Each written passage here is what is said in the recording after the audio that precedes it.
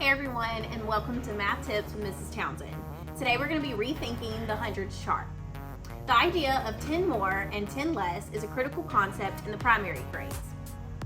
The 100 chart and the 120 chart is a common tool used in elementary classrooms.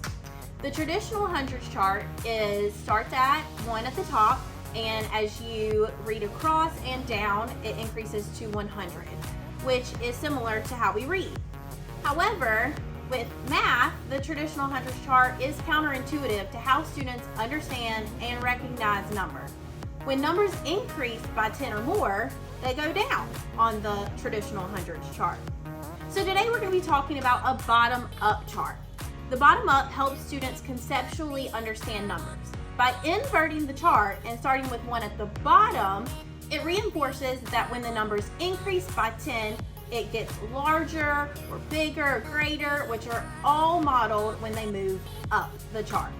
Students make connections to this in their everyday life. It's like my water bottle. When I drink, then there's less and it goes down, but when I fill it back up, there's more water and it goes up. If we apply that to the traditional hundreds chart, the reasoning makes no sense. When we add more in, it goes down, and when we take some out, it goes up.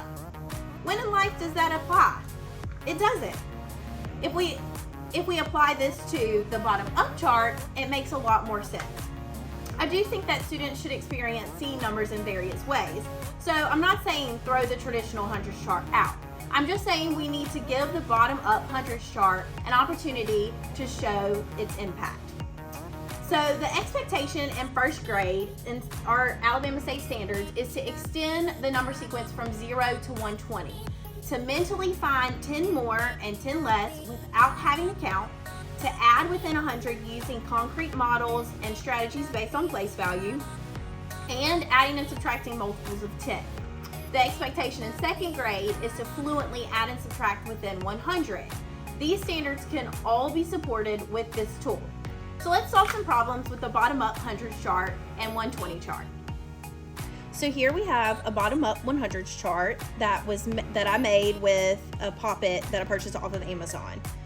So let's solve a problem. Let's do 34 plus 55. So students would start at 34, and then they would add 55. So in this case, when we're adding tens, we are going to increase. So we're going to go up the Pop-It. Okay, so we're going to add 50, 10, 20, 30, 40, 50, and then we're going to add 5 more, which we go to the right to add by our 1. So 1, 2, 3, 4, 5.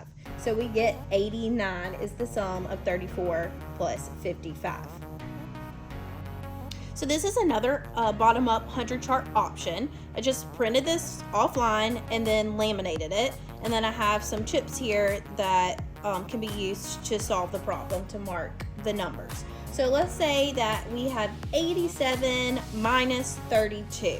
So students would start at 87 on their chart, and then they're subtracting 32. So they're going to go down to subtract their 10s. So we're subtracting 30, 10, 20, 30. Okay, now we're subtracting 2. So we're going to go to the left. 1, 2. So we see that 87 minus 32 equals 55.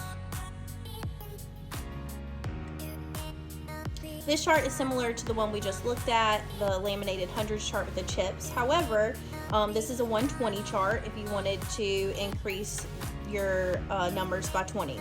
And with this one, instead of using the chips, I'm just going to show you how you could use an expo marker and write and then wipe it off. All right, let's do 28 plus 33. So we're going to start at 28. Okay, we're going to increase by 30. So we're going to move up the chart again. That's what's great about the bottom up. So 10, 20, 30. And then we're going to add 3 more. So we're going to move to the right.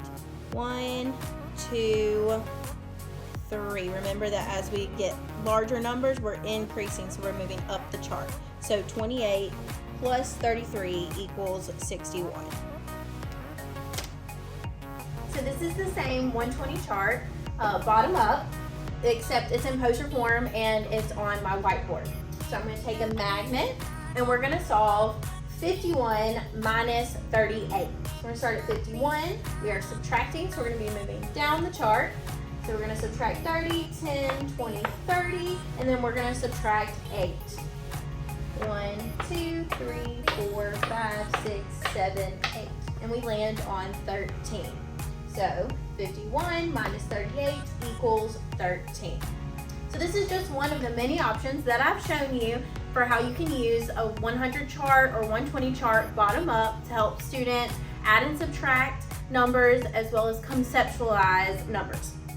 So I hope that you're able to take something away from this video to help your students or your children.